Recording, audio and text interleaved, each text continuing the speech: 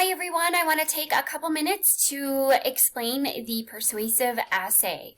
So this is a required writing piece this trimester for your junior year, and we have obviously standards that we are working towards. Basically, you need to write a persuasive essay that uses research to support your opinion. So our essay is going to follow the ACT format.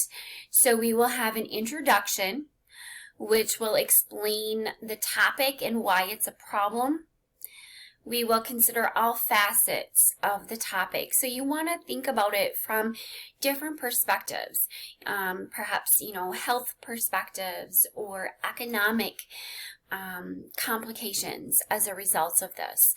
You will use one quote in this paragraph from the research, and this introduction will end with a forecasting thesis statement.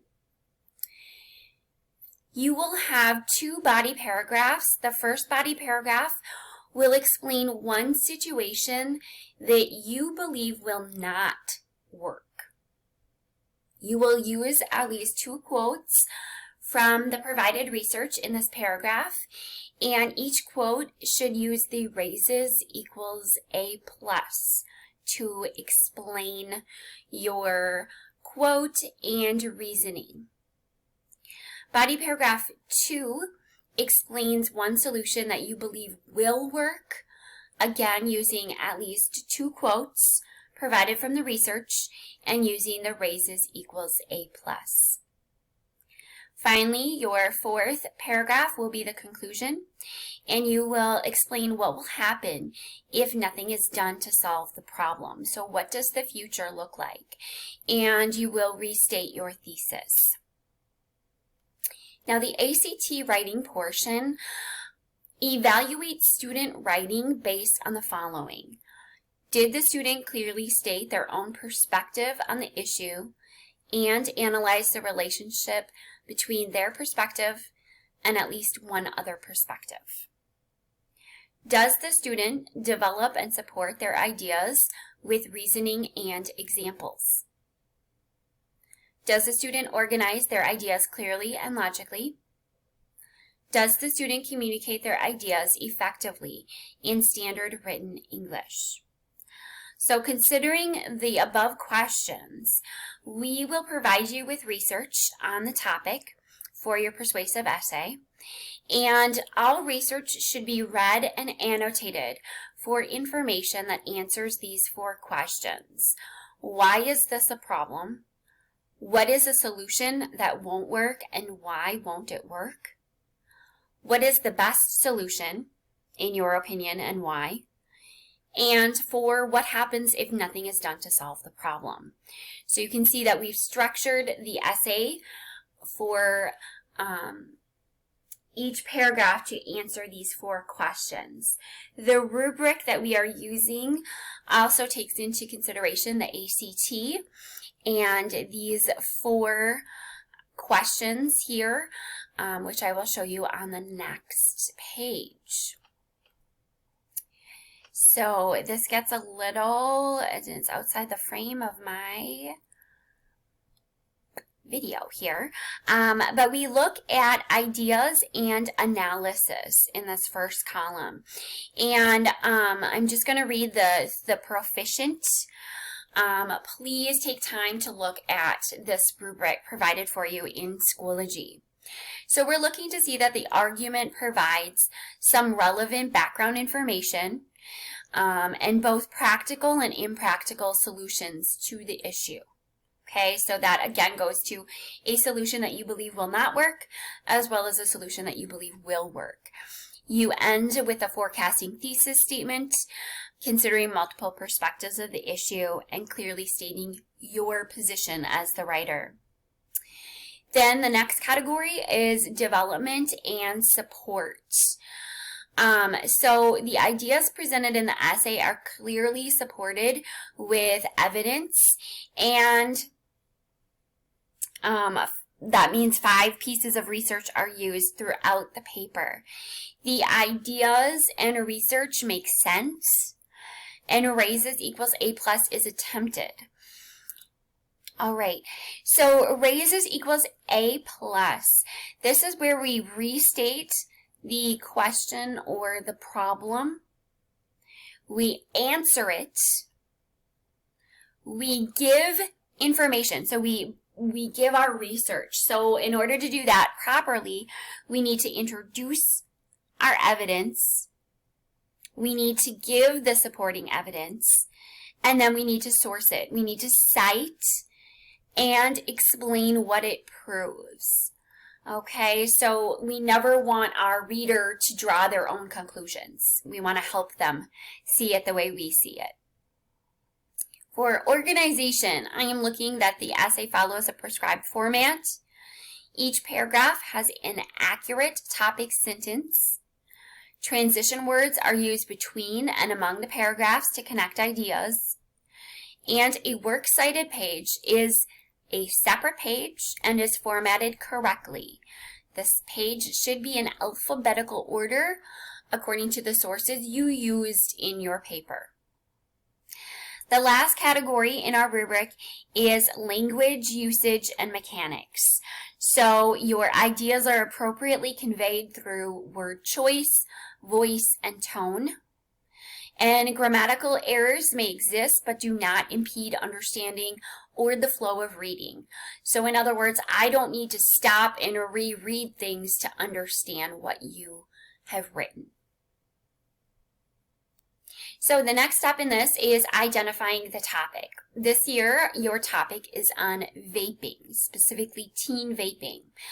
Step 2 is to find a research, which I actually have already done for you. So you will need to read and annotate each of the 6 articles.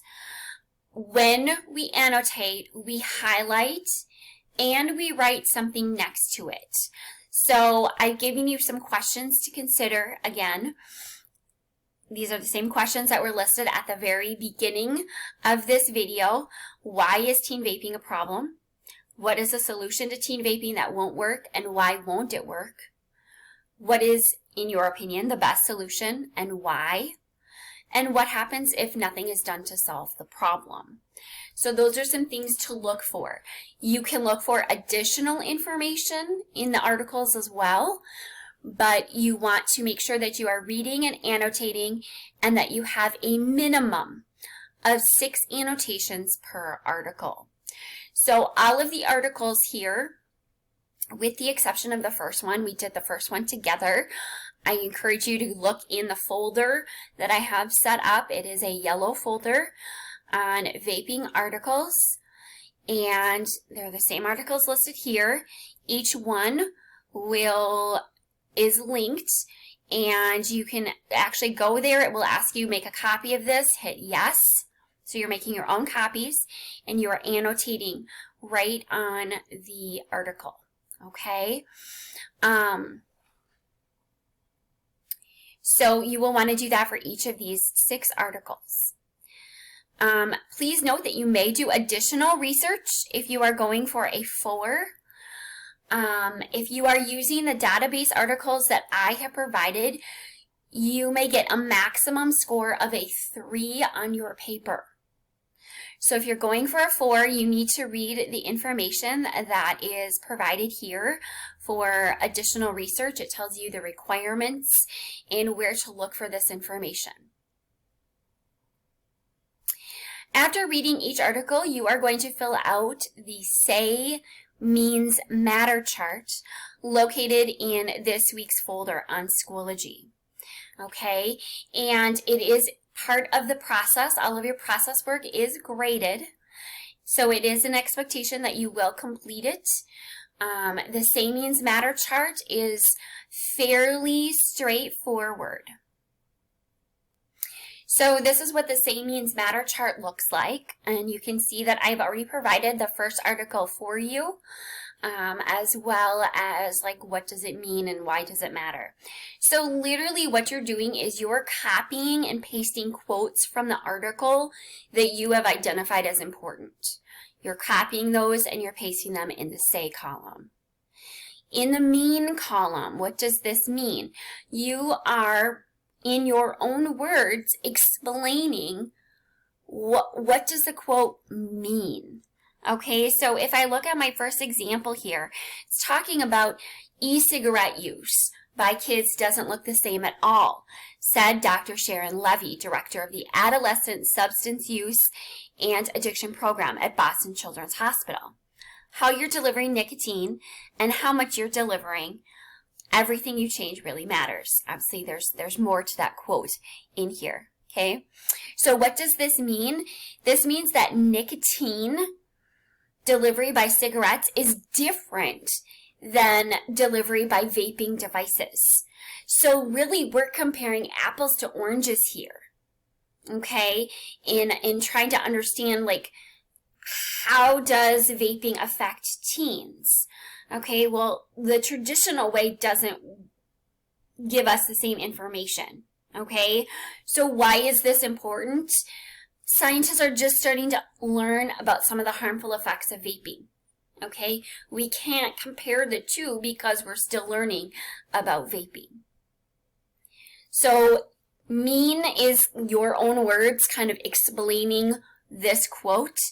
And why does it matter is answering like, so what? Why is this important? What does this mean? So you will do those for each of the annotations, so a minimum of 6 annotations per article and 6 articles total. I've already done the first one for you. So once you are done filling out your Say Means Matter chart, then we will move on to planning the essay, okay? And again, the format has already been provided for you. There is a planning chart which will be located in next week's folder.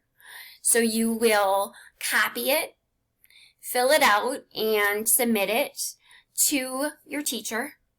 Again, this is part of that process work, and it's expected that you complete it.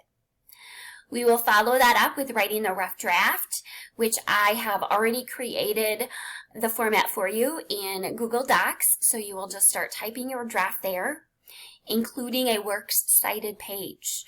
Again, the information, the MLA information, the citation, is located at the top of each article.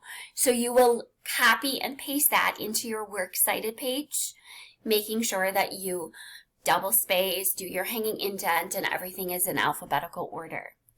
If you need a refresher, please see the video link in class resources.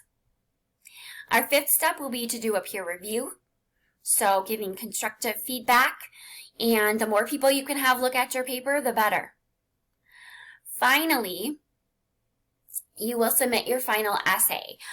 In order for me to grade these so that you know your final trimester grade when the trimester is over, it is super important that you are meeting the deadlines. So please do not wait until the last minute to get your work done and submitted. And know that my office hours end at 2:20 every day. So when my office hours are over, I'm no longer available to assist you with troubleshooting. So please plan ahead and make your life as stress-free as possible. Remember, luck favors the prepared. If we're prepared, we're not surprised. If you have questions, please feel free to ask during class, email, or Schoology message me. Good luck, everyone.